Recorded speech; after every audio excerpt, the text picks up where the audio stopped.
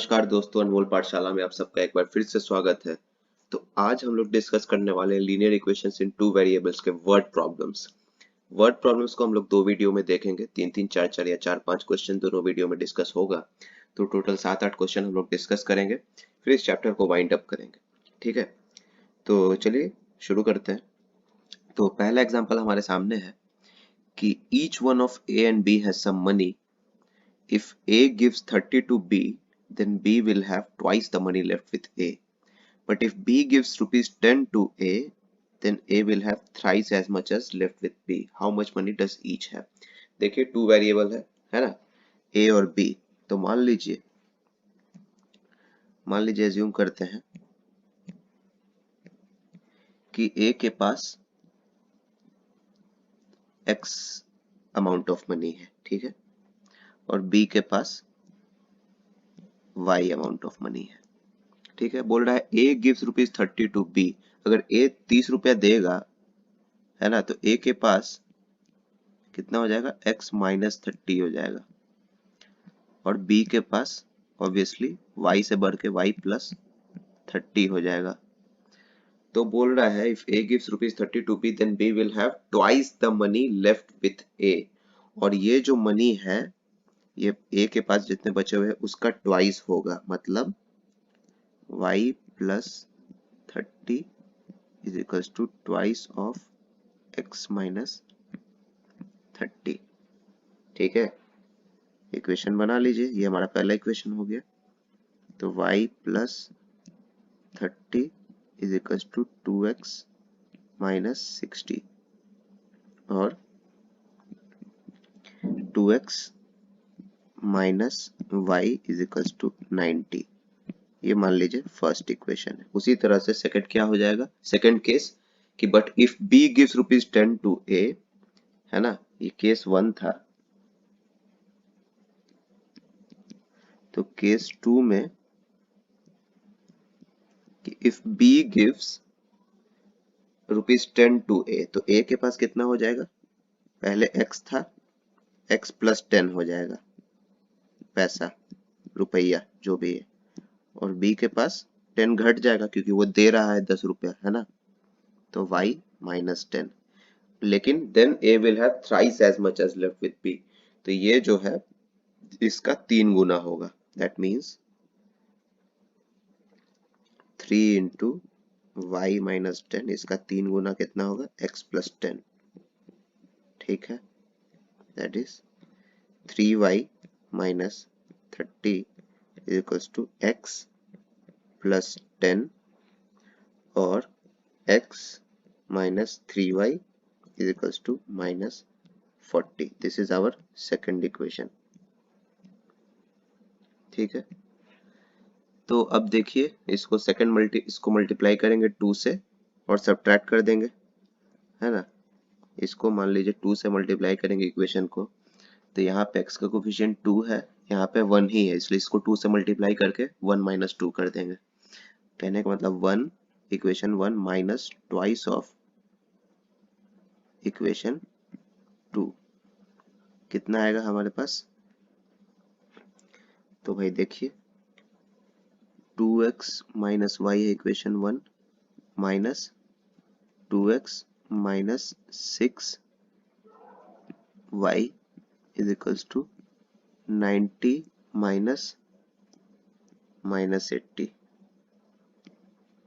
ठीक है, बराबर। तो 2x minus y minus 2x plus 6y is equals to 170, है ना। 2x कट जाएगा तो आ जाएगा 5y इज इक्वल्स टू 170 और y is equals to 170 by 5 which is 34, है ना। तो y के पास 34 है। y क्या था, मतलब b के पास 34 रुपया है। तो a के पास कितना होगा, किसी भी इक्वेशन में आप फिट कर दीजिए। इसी इक्वेशन में मान लीजिए डालते हैं तो 2x minus 34 is equals to 90। तो 90 प्लस 34 होगा 124, 124 बाई 2 होगा, x is equals to 62 answer. a के पास 62 रुपया है, b के पास 34 है। इसको चेक कैसे करेंगे, आप चेक कर लीजिए कि ये 10 रुपये अगर देता है, y इसको, इसका 72 हो जाएगा, इसके पास 24 आ जाएगा, दैट इज 3 गुना हो जाएगा। सिमिलरली फर्स्ट इक्वेशन को भी आप चेक कर सकते हैं, तो हम लोग डबल चेक भी कर सकते हैं। आई होप कि क्लियर होगा।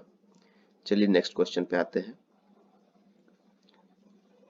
तो नेक्स्ट क्वेश्चन हमारा बोल रहा है कि the sum of the two digits, the sum of the two digits, the sum of the sorry digits of a two digit number is 12। ठीक है भाई, दो डिजिट है ना, टू डिजिट नंबर है, दोनों का सम करेंगे अगर डिजिट का तो 12 हो रहा है। And the number obtained by interchanging its digit exceeds the given number by 18। तो मान लीजिए जो दो डिजिट्स हैं, है ना, tens digit, to digit number को हम लोग कैसे एज्यूम करते हैं, एक्स और वाई, जहाँ पे मान लीजिए एक्स है टेंथ डिजिट, वाई है यूनिट्स डिजिट। ठीक है, अब बोल रहा है सम ऑफ द डिजिट, ये मान लीजिए टेंस है, टेंस डिजिट, ये यूनिट्स डिजिट। आई होप कि टेंस और यूनिट डिजिट आपको पता होगा। जैसे मान लीजिए कोई नंबर है 23, तो 2 इसका टेंस डिजिट हुआ, 3 इसका यूनिट डिजिट हुआ, क्योंकि 3 का एक्चुअल वैल्यू कितना है, 3 ही है। 2 का टेंस डिजिट है मतलब 20 है बेसिकली, तो 23 को हम लोग 20 प्लस 3 लिख सकते हैं, है ना, that's why it is tens digit, ये यूनिट डिजिट। ठीक है, तो अब बोल रहा है sum of the digits of a two digit, तो x प्लस वाई 12 है इस केस में। ठीक है, and the number obtained by interchanging its digit. अब नंबर जो ऑब्टेन होगा इन, तो एक्चुअल नंबर मान लीजिए x और y टेंस और यूनिट डिजिट है, तो एक्चुअल नंबर कितना होगा, 10x प्लस y होगा, है ना, ओरिजिनल नंबर, एक्चुअल नंबर कैसे है 10x प्लस वाई, यहाँ भी हम लोग देखे 23 को हम लोग क्या तोड़ के लिखे थे, 20 प्लस 3, है ना, 10 इंटू 2 प्लस 3, तो 10x प्लस वाई। और इसको इंटरचेंज करेंगे, इसी नंबर को इंटरचेंज कर देंगे, यहाँ पे ये 32 बन जाएगा 23 का उल्टा, दैट इज 3 इंटू 10 प्लस 2, मतलब यहाँ पे जो 3 था वो यहाँ आ गया, यहाँ का जो 2 था वो यहाँ आ गया, मतलब 10y प्लस एक्स, ये एक्सचेंज करने से हुआ, सॉरी इंटरचेंज करने से हुआ।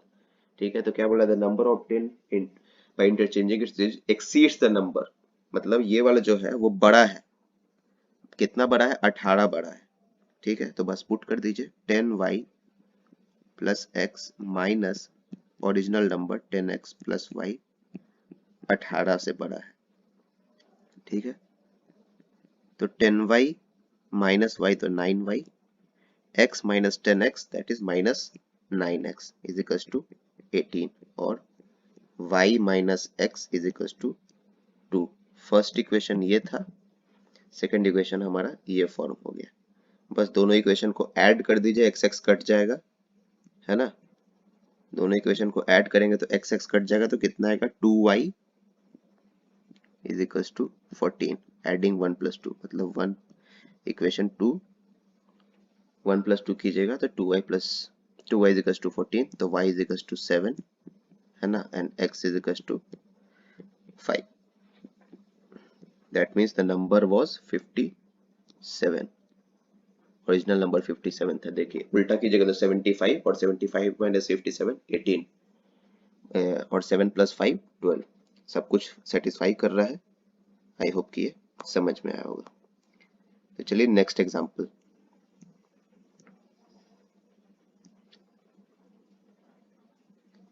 नेक्स्ट एग्जांपल बोल रहा है कि the sum of numerator and denominator of a fraction is 3 less than twice the denominator, है ना, 3 less than twice the denominator। बस एक minute. The sum of numerator and denominator of a fraction is 3 less than twice the denominator if each the numerator and denominator is decreased by 1, the fraction becomes 1 by 2। ठीक है भाई, बहुत बढ़िया। तो क्या बोल रहा है, न्यूमरेटर और डिनोमिनेटर मतलब फ्रैक्शन का खेल है। ठीक है, तो मान लीजिए फ्रैक्शन को एज्यूम करते हैं, let the fraction be x by y, है ना, the sum of numerator and denominator of a fraction is 3 less than twice the denominator। ठीक है, तो x plus y का जो समेशन है वो 3 लेस है किससे, ट्वाइस ऑफ डिनोमिनेटर से, तो डिनोमिनेटर क्या है y, तो 2y माइनस 3 है ना। The sum of numerator and denominator of a fraction is 3 less, मतलब डिनोमिनेटर को ट्वाइस करके जब 3 घटाएंगे तो x प्लस वाई हो जाएगा। पहला इक्वेशन ये आ गया है ना, इसको और सिंप्लीफाई कर लीजिए, x minus y is equal to minus 3, this is our first equation. और second equation, if each the numerator and denominator is decreased by 1 the fraction becomes 1/2। अब न्यूमरेटर को भी 1 से घटा देंगे और डिनोमिनेटर को भी 1 से घटा देंगे तो जो फ्रैक्शन है वो 1/2 बन जाएगा। ठीक है, बहुत ही इजी। तो 2x minus 2 is equal to y minus 1, तो 2x minus y is equal to 1, ये हमारा हो गया सेकंड इक्वेशन। अब दोनों इक्वेशन को आप घटा दीजिए, है ना, 2 माइनस 1 कर दीजिए, इक्वेशन 2 माइनस 1 तो कितना हो गया, 2x minus y minus x plus y is equal to 1 plus 3। तो आपका 2x minus x, x y cut गया इज इक्वल टू 4, तो x इज इक्वल टू 4 आ गया, तो y को आप पुट कर दीजिए इस इक्वेशन में, तो 8 minus y is equal to 1, तो y is equal to 7 and y is equal to 7 आ गया। तो फ्रैक्शन कितना हमारा बन गया, हमारा जो फ्रैक्शन है वो बन गया 4/7 आंसर। आई होप कि ये क्वेश्चन भी आप लोगों को जम गया होगा, कोई परेशानी नहीं हुई होगी। चलिए नेक्स्ट क्वेश्चन में आते हैं। नेक्स्ट क्वेश्चन हमारा बोल रहा है अ मैन्स एज वाला प्रॉब्लम आ गया। ठीक है, a man's age is 3 times the sum of the ages of his 2 sons. अच्छा, after 5 years his age will be twice the sum of the ages of his 2 sons। ठीक है, find the age of man. Age of man को मान लीजिए कि वो x years का है ना, डैडी जी हमारे x ईयर्स हैं, और बेटा का इंडिविजुअल एज जानने का हमको जरूरत नहीं, उसका 2 बेटा है, दोनों का समेशन ऑफ एज को आप y ईयर्स मान लीजिए, है ना, क्योंकि पूछा क्या एज ऑफ मैन, तो y ईयर्स क्या हो गया, ये फादर का एज है, करेंट एज है ना, प्रेजेंट का एज, ये सम ऑफ सन्स एज। ठीक है, तो बोल रहा है a man's age is 3 times the, तो x is equal to 3y है, फर्स्ट इक्वेशन सिंपल, पहला लाइन से। आफ्टर 5 साल क्या हो गया भाई, आफ्टर 5 साल मैन का एज हो जाएगा x प्लस 5, है ना, और बेटा लोग का एज कितना हो जाएगा, दोनों बेटा का 5-5 साल उम्र बढ़ जाएगा, मतलब y plus 5 plus 5, y plus 5 plus 5, और his age will be twice, और उस 5 साल के बाद जो पिताजी का एज होगा वो दुगना होगा बच्चा का मिला के, है ना, sum of the ages of his two son, twice the sum of the ages. I hope कि ये इक्वेशन भी आप लोगों को क्लियर होगा। This is equation 2। सिंप्लीफाई करते हैं, x plus 5 is equal to 2y plus 10, x plus 5 is equal to 2y plus 20, और x is equal to 2y plus 15। ठीक है, ये हमारा हो गया सेकंड इक्वेशन। थर्ड लिख लीजिए, जो चूंकि सेकंड यहाँ पे हम लोग मान चुके हैं, तो let us consider this equation as equation number 3। ठीक है, अब देख लिए x is equal to 3y भी है, x is equal to 2y plus 15 है, दोनों को इक्वेट कर दीजिए, 3y is equal to 2y plus 15, तो y is equal to 15। Sum of the ages of son हो गया 15 साल, 15 ईयर्स, तो बाबूजी का एज कितना हुआ, पिताजी का एज कितना हुआ, थ्राइस इनटू, मतलब thrice of sum of the ages 3y, that is 45 years। Find the age of man is 45 answer. ठीक है, आई होप कि ये क्वेश्चन भी आप लोगों को क्लियर होगा। चलिए नेक्स्ट क्वेश्चन की ओर बढ़ते हैं। नेक्स्ट क्वेश्चन आपका है स्पीड, डिस्टेंस, टाइम, ये सब पे बेस्ड है। ठीक है, इस वीडियो का ये लास्ट क्वेश्चन है। तो a train covered a certain distance at a uniform speed. अच्छा भाई, एक डिस्टेंस कवर किया यूनिफॉर्म स्पीड पे। If the train had been 6 kilometre per hour faster it would have taken 4 hours less than the scheduled time. पहले मान लीजिए 10 घंटा लगा, तो अगर 6 किलोमीटर से और बढ़ा दिया स्पीड तो अब 6 ही घंटा लग रहा है। And if the train was slower by 6 kilometre per our then it would have taken 6 hours more than the scheduled time। और अगर वो अपना स्पीड 6 किलोमीटर से घटा दिया तब 10 के जगह उसको 16 घंटा लगेगा। एग्जाम्पल के तौर पे तो find the length of the journey. क्या लेंथ चेंज हुआ है? नहीं, लेंथ नहीं चेंज हुआ, अभी भी पटना से दिल्ली जा रहे हैं, तीनों केस में पटना से दिल्ली ही जा रहे हैं। तो जो डिस्टेंस है that is speed into time, वो नहीं बदल रहा है।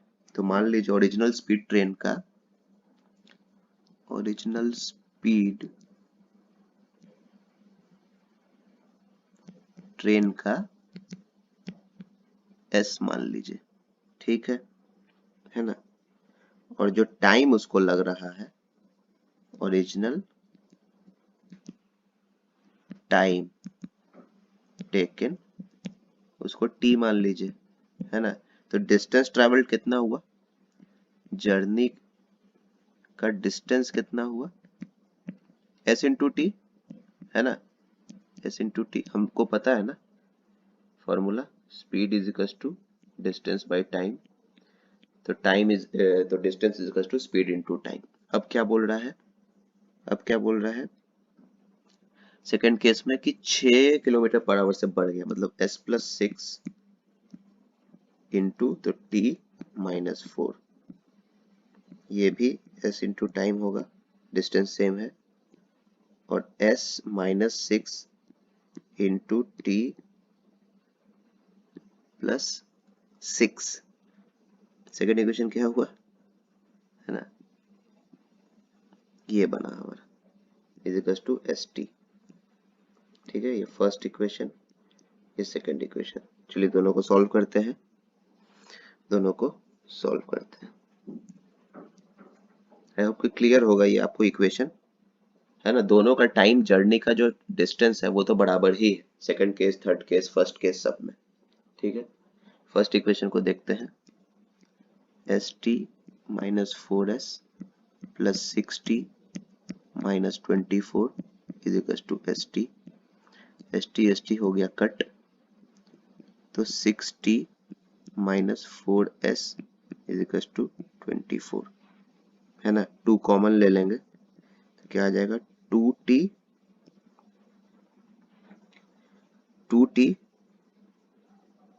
माइनस, सॉरी 3t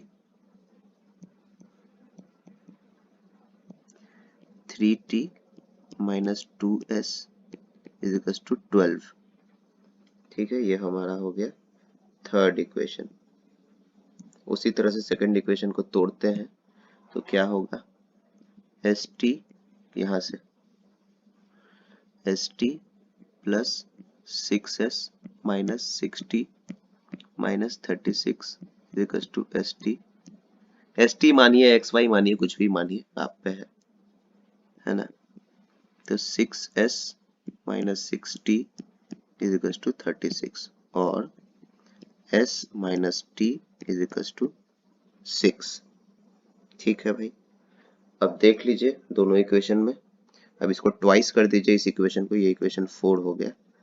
तो अब देखिए equation 3 plus twice of equation 4 क्या हो जाएगा, 3t minus 2s plus 2s minus 2t is equal to 12 plus 2 into 6 12, है ना। 2s गया कट, तो t is equal to 24 hours. तो s इज इक्वल टू, इस इक्वेशन में देख लीजिए 30, s is equal to 30 kilometre per hour. हमसे पूछा क्या गया था, निकल गया दोनों एस एन टी, पूछा क्या गया था, find the length of the journey, है ना। लेंथ ऑफ द जर्नी कितना हुआ है, distance is equal to speed into time 30 kilometre per hour into 24, 24 into 3 72, 720 kilometre answer. ये आई होप कि ये क्वेश्चन भी आप लोग को समझ में आ गया। तो चलिए इस वीडियो को यहीं पे वाइंड अप करते हैं। कुछ और भी डाउट्स अगर है तो डिस्क्रिप्शन बॉक्स में जाके मेरा ईमेल आईडी है, आप वहां भी मेल कर सकते हैं। कमेंट बॉक्स में भी आप कमेंट कर सकते हैं, कोई और भी क्वेश्चन है। पार्ट 2 हम लोग देखेंगे, 3-4 क्वेश्चन और डिस्कस करके इस चैप्टर को वाइंड अप करेंगे। तब तक के लिए happy learning and keep practising. Thank you.